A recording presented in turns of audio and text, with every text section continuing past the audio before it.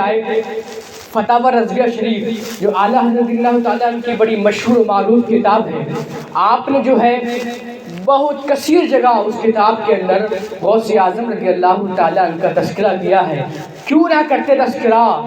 انہیں جو مقام ملا ہے، آج دنیا انہیں مجدد اعظم کے نام سے جانتی ہے، آج دنیا ان کو اعلیٰ حضرت کے نام سے جانتی ہے۔ آپ نے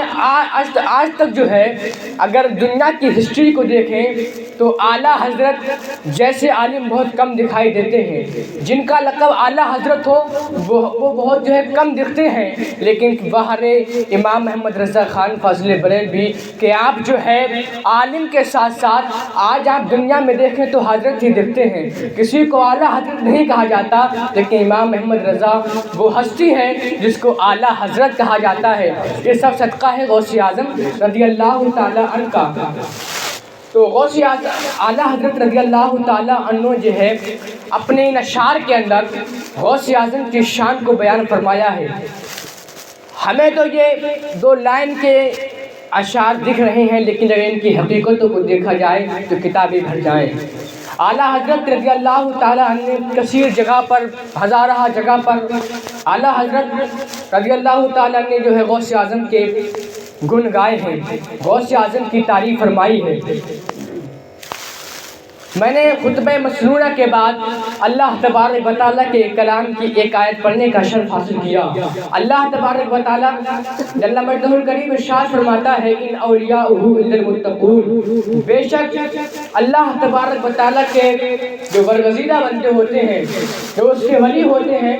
بہت پرہیزگار ہوتے ہیں، بہت پرہیزگار ہوتے ہیں۔ اس آیت کی تفسیر دیکھیں تو آج کے جو نقلی پیر بنے پھرتے ہیں،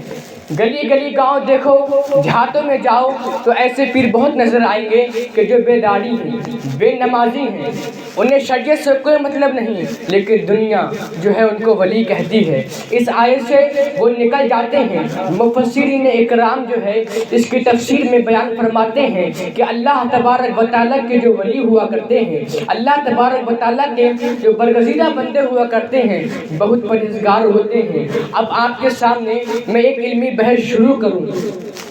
پرہیزگار ہوتا کون ہے؟ پرہیزگار کون ہوتا ہے؟ اس کے تعلق سے احادیث بھی آئی ہیں، علماء کے اقوال بھی آئے ہیں، محدثین نے جو ہے احادیث بھی لکھی ہیں کہ پرہیزگار ہوتے کون ہیں۔ حضرات محترم، اللہ کے رسول صلی اللہ علیہ وسلم کی حدیث پاک ہے کہ اللہ تبارک و تعالیٰ ولی اسی کو بناتا ہے جو علم والا ہوا کرتا ہے، ولی اسی کو بناتا ہے جو عالم ہوتا ہے۔ جیسا کہ جو علماء منطقیین ہیں، جو منطق کے جاننے والے ہیں، انہوں نے جو ہے اپنے کتابوں کے اندر ایک جو ہے قاعدہ لکھا ہے کہ ہر ولی عالم ہوگا، لیکن ہر عالم ولی نہیں ہو سکتا ہے۔ ہر ولی عالم ہوگا، ولی کے لیے عالم ہونا شرط ہے، اس لیے کہ اللہ تبارک و تعالیٰ نے اپنے اولیاء کی صفات کو بیان فرمایا تو ان صفتوں میں سے ایک پرہیزگار ہونا ہے، اور پرہیزگار بغیر علم کے کوئی ہو ہی نہیں سکتا۔ اس لیے کہ پرہیزگاری میں کیا ہوتا ہے کہ نماز کو اس کے تمام ارکان کے ساتھ ادا کرنا، روزے کو اس کے تمام ارکان کے ساتھ ادا کرنا۔ آج اگر ہم اپنی عوام کے اندر دیکھیں تو کئی لوگ جو ہے نماز پڑھنے میں غلطیاں کرتے ہیں۔ وجہ کیا ہے کہ انہوں نے پڑھا نہیں کہ نماز کے کیا ارکان ہوا کرتے ہیں، انہوں نے پڑھا نہیں کہ روزے کا طریقہ کیا ہوتا ہے، روزہ رکھنے میں کس کس چیز سے بچا جاتا ہے، انہوں نے پڑھا نہیں۔ حضرات محترم، تو پتہ چلتا ہے کہ ولی کے لیے جو ہے علم ہونا شرط ہے۔ جب علم اس کے پاس ہوگا تبھی عمل کر پائے گا۔ تو آج اگر ہم دنیا کے اندر دیکھیں، آج اگر ہم دیہاتوں کے اندر آپ چلے جائیں تو ایسے بہت سارے پیر نظر آئیں گے جنہیں شریعت سے کوئی سروکار نہیں ہوتا ہے، جو ہے وہ دنیا کے اندر پھرتے رہتے ہیں، دنیا کو گمراہ کرتے ہیں، لیکن دنیا جو ہے ان کے دھانسے میں آ جاتی ہے، دنیا ان کی بات مان لیتی ہے۔ یہ ہماری عقل کی کمزوری ہے پیارے عزیزوں سمجھو، اللہ کے ولی جو ہوتے ہیں وہ پرہیزگار ہوتے ہیں۔ اللہ کے ولی کون ہوتے ہیں؟ آج جو دنیا میں پھر رہے ہیں یہ نہیں، انہیں جو ہے ولی نہیں، انہیں جو ہے پیر نہیں کہا جاتا، یہ ڈھونگی بابا کہلاتے ہیں۔ اگر پیر دیکھنا ہے تو اعلیٰ حضرت رضی اللہ تعالیٰ عنہ جیسے کو دیکھو، اگر پیر دیکھنا ہے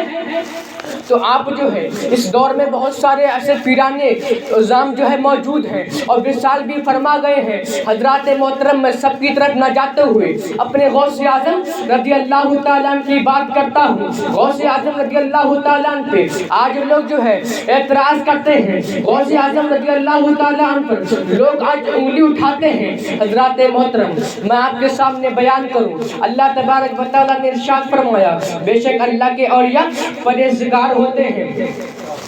آپ جو ہے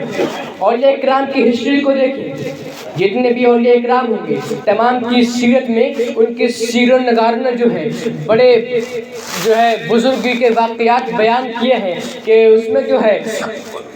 جو اولیاء کرام ہیں انہوں نے بڑے تقوی اور طہارت کے ساتھ اپنی زندگی کو گزارا ہے۔ حضور سیدنا سرکار غوث اعظم رضی اللہ تعالیٰ عنہ سے